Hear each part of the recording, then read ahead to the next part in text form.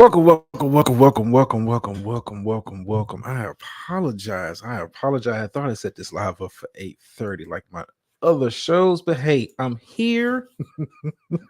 Won't be here too long, though. Said no. But like I said, I am here. Like I said, I apologize. I thought I set this live up for 8:30. I thought this live up for 8:30, but hey, it's nothing for me to kind of get back into the groove. How you doing, Dr. Nick? I know Miss Murphy is going. She's like, "Hey, what you doing?" You know what? Long story. Let me kind of get into this breakdown, and then I kind of get ready for the rest of the night's festivities. Yes, Miss Murphy. I thought I set this up for 8:30. That was my bad. That was my bad. Brother, just got lost in, you know, hallelujah. Those that know, no.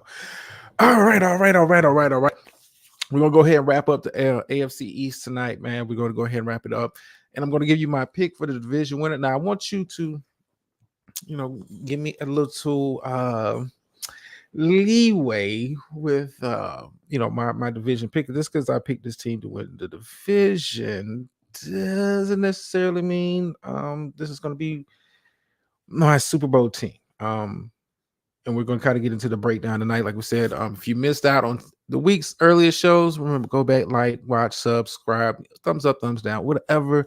Participate, engage. I like it. I like the feedback that I'm getting. I like it. We continue with it. Like we started out the week with the Patriots, then went to the Bills. Yesterday was the Jets, and tonight we're going to wrap it up with the Miami Dolphins. Like I said earlier this week when I was breaking down this AFC East, I was telling you guys, hey, I can make a case for three of these teams making a deep playoff run. Making a deep playoff run based on the talent they have. And if certain things got to fall in place for them, as far as health-wise, I think three of these teams have opportunity and have the chance to make a deep playoff run. But each of the three teams that I was discussing, as I've been kind of going through the week, hey, each team had a fatal flaw. That I was concerned about going into this upcoming season, and there's a concern that if the flaw comes into play, would really affect on this team's chances of making the playoffs and also making a Super Bowl run.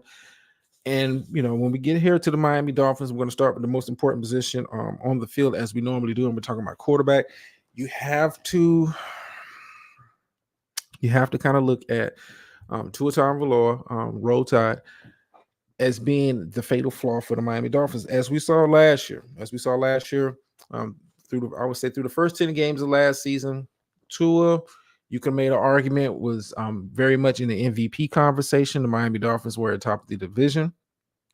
They were one of the best teams in the NFL through the first 10 weeks of last season. But when he got hurt, and I hate to say this about Tua because I like him as a quarterback. I think it's a lot to like about Tua. Not necessarily the greatest deep ball thrower, but it's very accurate. Does have some mobility, doesn't use it like I think he should, but it's hard to kind of look at the Miami Dolphins and feel abundantly confident in Tua making it through a season. We're talking about a quarterback who's had injury issues ever since he got drafted to the NFL, had injury issues in college. When he is on, Tua, like I said, was very much in the MVP conversation. When we're talking about the weapons that he has on the outside, talking about the weapons that he has in the backfield. When you look at the offensive line, when you look at the other skill positions, Tua, if he's healthy, he can really take this team as far as any other team in the NFL. The question is, can Tua make it through a whole season? Now, I will say this about Miami's fatal flaw. Out of all the teams in this division that I said had a fatal flaw, I would say Miami has done the best to prepare for any potential issues that may happen in regards to that fatal flaw. When I was talking about the Buffalo Bills, my concern was, the effectiveness of Von Miller coming back off of an injury. How does that make the defense look going forward? You saw how the defense looked last season. It kind of fell off a cliff when Von got hurt. as we were talking about the Jets yesterday, you bring in Aaron Rodgers, but your offensive line is questionable in some spots. It's some talent there, but it's woulda, coulda, shoulda. Not necessarily the best, in my opinion. This is probably the weakest offensive line in this division. When you kind of look at them, as far as being effective, but I will say this about Miami. Miami went out and brought in former Jet backup last year, former Dallas Cowboy, um, Mike White to play backup quarterback. They still have Skylar Thompson kind of listed as number 3, but they brought in Mike White, and Mike White has shown when given the opportunity as a backup, he can come in and be effective. The New York Jets offense, last year looked a whole lot better when he was behind the helm. I think if Tua goes down, I think Mike White, with the weapons that he has, understanding his limitations, he's still an athletic quarterback, doesn't have the biggest arm, but is very accurate. Mike White has the opportunity, if Tua goes down, to kind of cover up the Dolphins' fatal flaw. Like I said, Tua, if he's healthy throughout the whole season, you saw what that kind of looked like through 10 games last year, very much in the MVP conversation. And with him being in the MVP conversation, the Dolphins were for a tad spell there, fighting for best team in the AFC. I think if Tua can repeat that performance, stay healthy, limit the time off the field as far as the injuries, Miami is a team to be looking out for. But Miami is probably the only team in this division that took steps to address a potential fatal flaw, brought in a very capable backup. Nothing against Teddy Bridgewater, nothing against Skylar Thompson, but Mike White,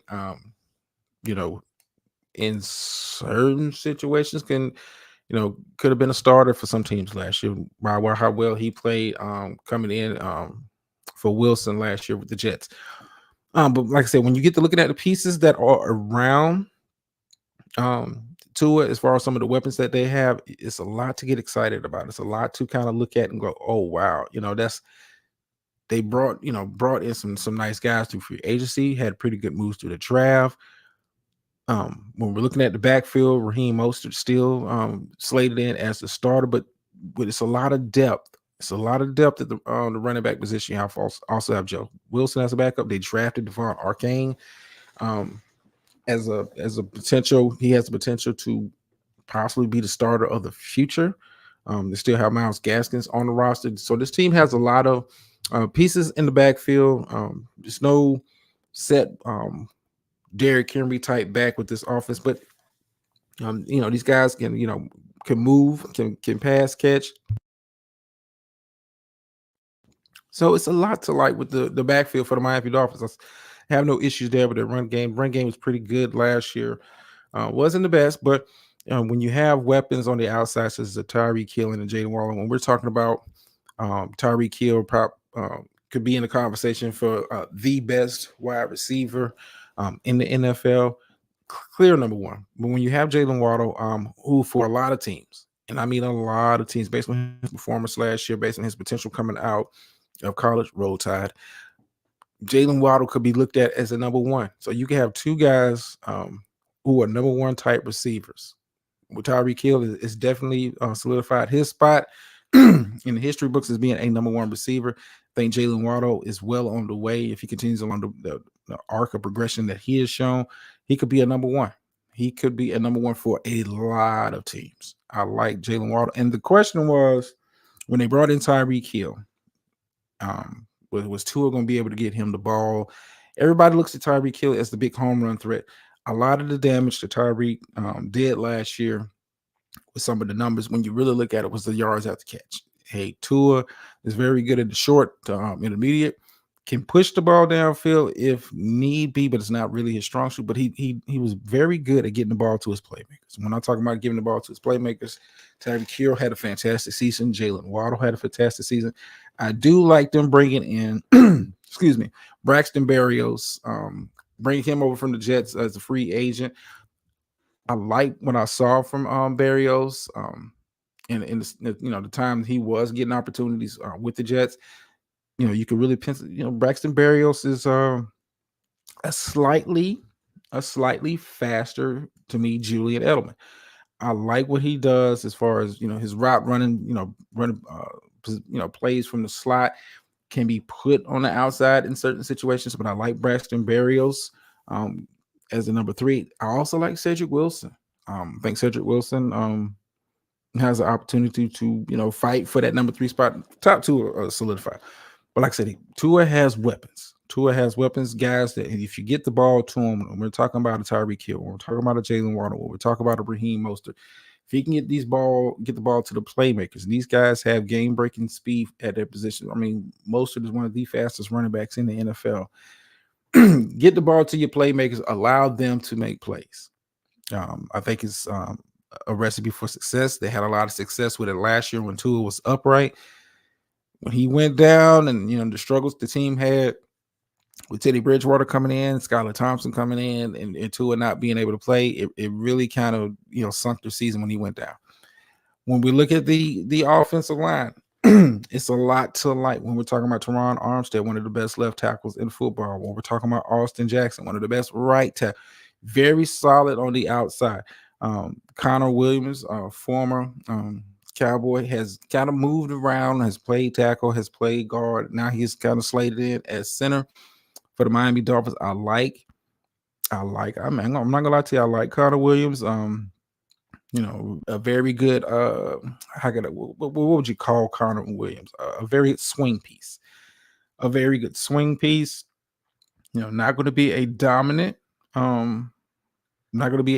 offensive lineman, but is able to kind of slide into different positions. Right now, he's kind of penciled in as a starter. They did have David Feeney on the roster also at the center. So very good offensive line. When you really look at the offensive line for the Dolphins, not only one of the best offensive line in the division, one of the best offensive lines in the conference. When you kind of look at them head to toe, look at the level of consistency they have shown throughout the career. I'm not going to look at the offensive line and think they're going to have slippage. And in the style of play that Miami showed last year, it doesn't put a lot of pressure on the offensive line. They're not asked to hold up in pass block like that. When you have a Tyreek Hill, when you have a Jalen Waddle on the outside, teams are not going to be dropping 8-9 in the box. So it takes the stress off the offensive line when you have talent. It's a synergy when you have that kind of going on. You don't want to be a one-dimensional team. That kind of what played Buffalo last year, because teams knew you couldn't run the ball with your running back room. I think Miami is set up, when you look at their offense, probably you can make an argument as being the best overall offense, because the offensive line is that much better than everybody else in the division. True, Josh Allen is a better quarterback.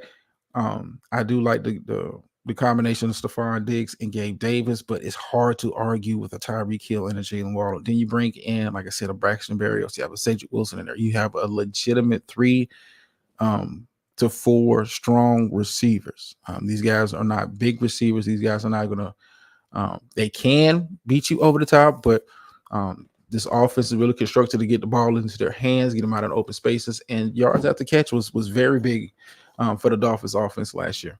It's a lot to like with the offense. The questions is if you have any with this team, it's got to be on the defensive side of the ball.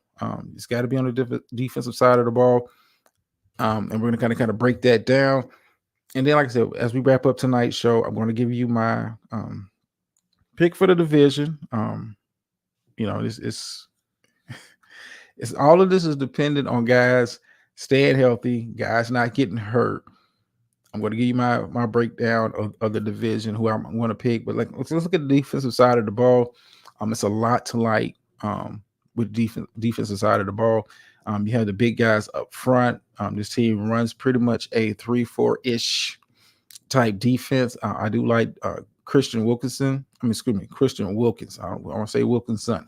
Christian Wilkins, former Clemson defensive tackle. I like him in the middle. They also have Raekwon Davis, former Auburn player. It's a lot of size up front, and people ought to understand. When running, if this is a little football lesson. When having a 3-4 defense, the main purpose of your front 3, mainly your defensive tackles and your quote unquote defensive ends along that 3-4 front, is to take up space. It's really to take up space. If you can get a pass rush from that position, that's fine. But Their main job is to take up space, take up blockers, to occupy blockers, allow guys on the outside, allow the linebackers to kind of move and be to make plays. And when you look at the defensive tackle position, when you look at the edge position, if when they kind of go to the hybrid 4-3, is how can you not like Bradley Chubb? You know, Bradley Chubb, they brought him over last year in a trade with the Denver Broncos. Had an okay season. I wasn't expecting him to come in to be the next second coming of Von Miller, but Bradley Chubb is shown he could be a very good defensive end slash outside linebacker, depending on the scheme and the formations that you're running. You'll see a lot of him when they go to nickel. He'll be rush D in. I like Bradley Chubb. It's a lot of Jalen Phillips. Very good on the outside. Emmanuel Aguilar. So they have pieces on the outside as far as quote unquote your edge rushers. Where this team is slightly underrated when you're looking at the defensive side of the ball, and we're talking about the linebacker core. I do like Jerome Baker. Jerome Baker is a sideline to sideline player. Has some pass rush in him, but it is more of a coverage style linebacker. I do like, having Jerome Baker. I do like having Duke Riley and David Long alongside him on the inside. These guys are versatile enough to where they can play outside linebacker depending on the defensive scheme that they're running for a particular play. But it's a lot to like with the linebacker core. Now, before Jalen Ramsey, who they brought over in trade this past offseason, before Jalen Ramsey got hurt, and he's slated to miss a significant amount of the season. Early reports are he may be back late November, early December from the leg injury. I would have picked clear cut. I would have picked Miami to be the best overall team in the division, because as much as I like the core, the back end of the secondary for the Buffalo Bills, with a healthy Jalen Ramsey, you're talking about a lockdown quarter one. Then you're talking about Xavier Howard, who is another clear number one type cornerback. You had a very good lockdown tandem at that position. Now, it is some questions of, right now Cam Smith is pushing for that starter position alongside Xavier Howard going into this upcoming season. Very highly rated. I want to say Cam Smith was cornerback coming out of, I want to say, South Carolina this past season.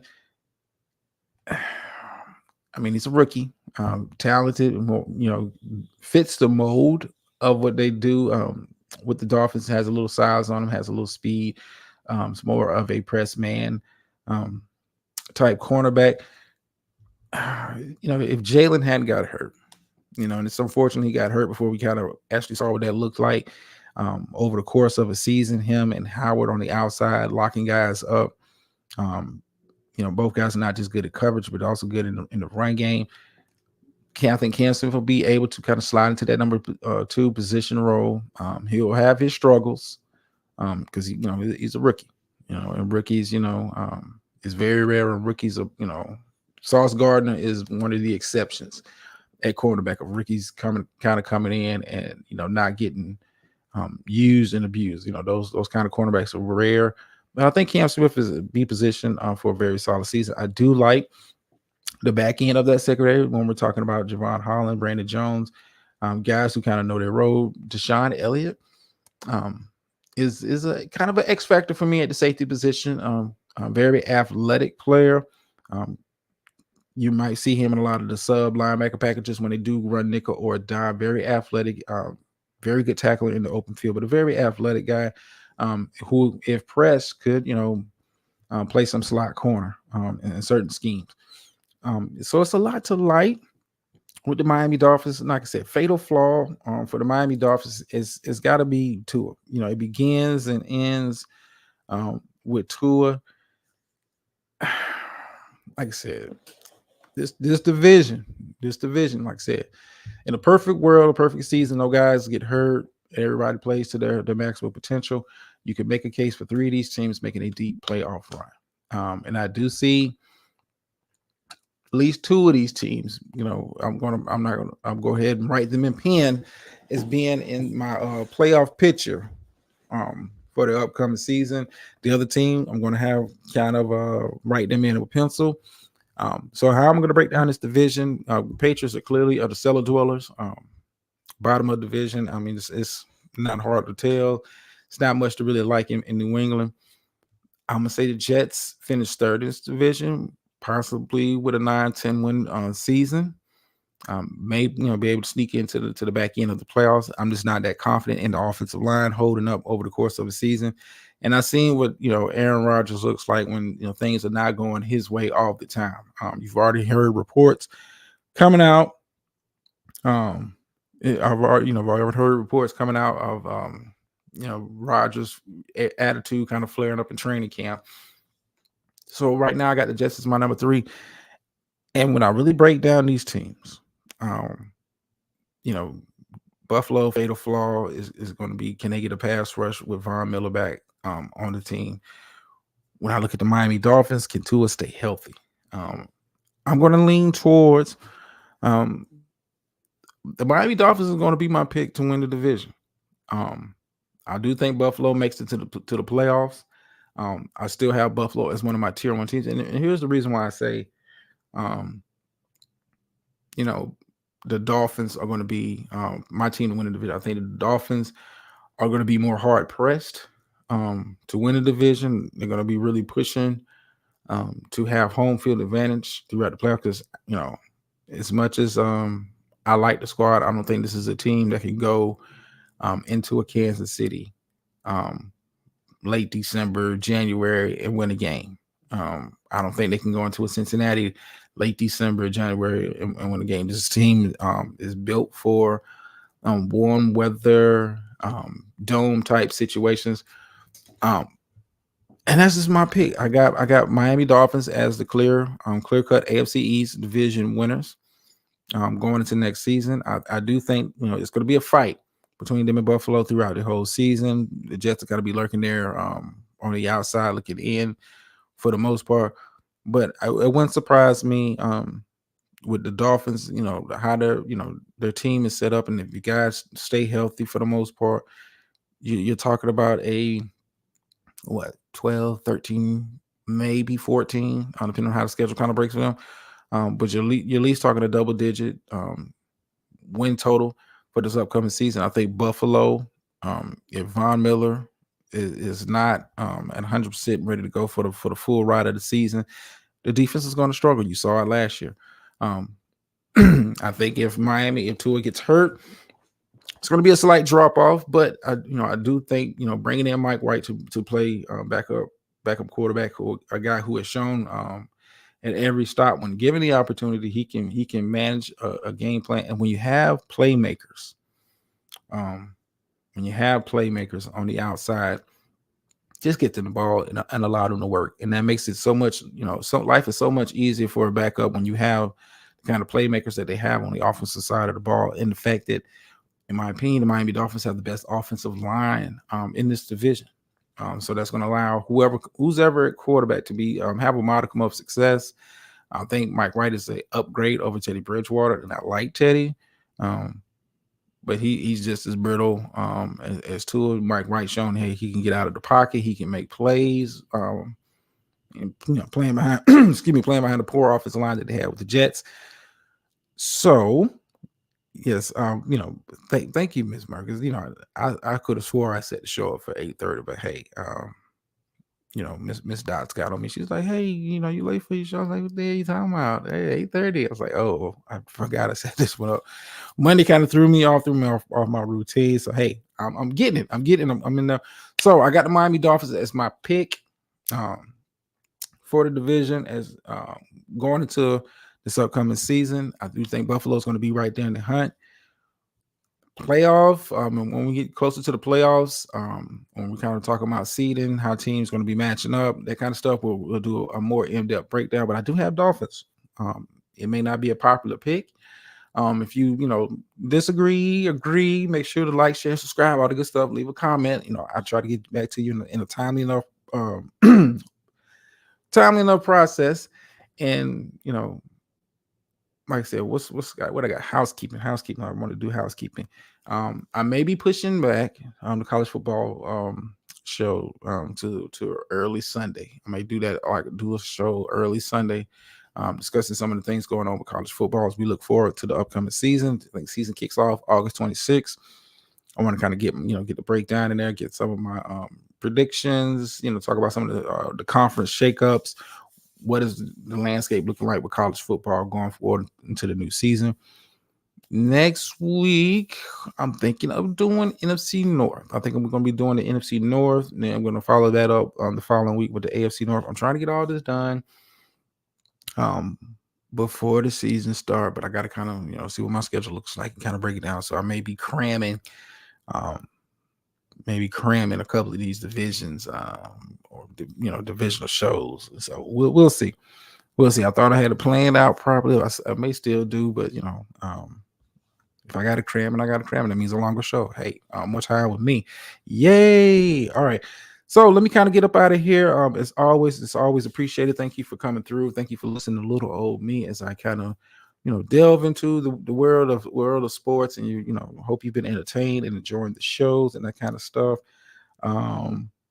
You're putting in a lot of work. Yes, I got a lot going on. I got a lot going on. Like I said, Sunday I may be doing, doing an early college football show. I may just take a break on Saturday, depending on my mood. But then again, I may just come through, slide a show in, and kind of keep it moving. I do have some other stuff I'm trying to work on in other spaces. Some of you guys already know about that. Got some stuff I'm in the works of trying to do. I'm busy. I'm trying to keep busy, trying to keep active, trying to keep sane. Over here is it's my quiet space. Now it's time for me to kind of get prepared to go make some noise. Ooh, yeah. As always, like I said, it's appreciated. Thank you for coming to listen to me. Thank you for subbing to the show. If you're not sub, please sub, like, share, and all that good stuff.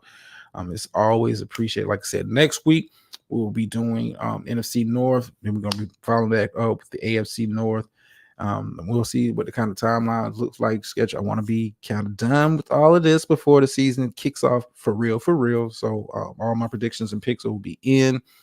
So yeah, the Miami Dolphins, if you're coming in like Miami Dolphins is my team. My division pick for AFC East for this upcoming season. If you agree, disagree, whatever. Let me kind of get up. I'm trying to stay off the porch. Yeah. You don't unless you invite yourself to the front, but no, I got some a pretty good presentation, kind of breakdown. I want to let me kind of get myself focused, get myself centered. Thank you all for coming out. As always, hit you with a phrase to pays over here. And Gator Girl, I promise I won't use this over in the other space because this is only for the day ones that, Miss Murphy tell you, I struggled for a long time trying to find an outro for this show. But sometimes you win, sometimes you lose, but every time you learn. And I'm out.